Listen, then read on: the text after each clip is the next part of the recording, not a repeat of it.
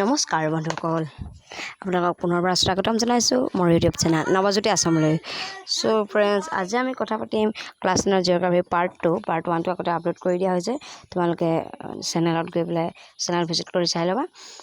ভিডিঅ'টো আৰম্ভ কৰাৰ আগতে তোমালোকে এটা কথা কওঁ, যদি ভিডিঅ'টো ভাল লাগে লাইক কৰিবা, কমেণ্ট কৰিবা, শ্বেয়াৰ কৰিবা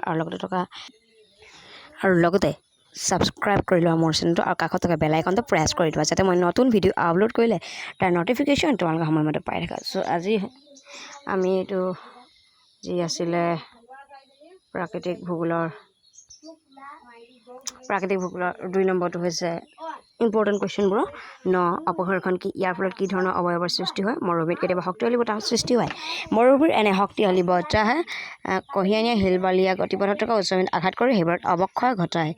এইবোৰ এনেদৰে লিখি ল'বা, ভিডিঅ'টো স্কিপ কৰি লিখি ল'বা। তোমালোকে ভিডিঅ'টো স্কিপ কৰি লিখি ল'বা আৰু তোমাৰ বন্ধুসকলৰ লগত শ্বেয়াৰ কৰিবা, যাতে তোমালোকৰ লগতে তেওঁলোকো উপকৃত হয়।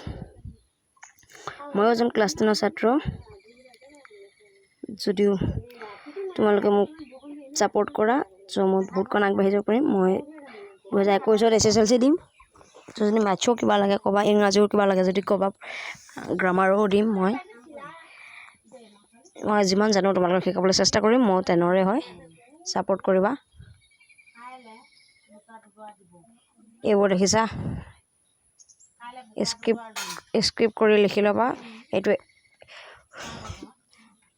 স্ক্ৰিপ্ট কৰি লিখি ল'বা।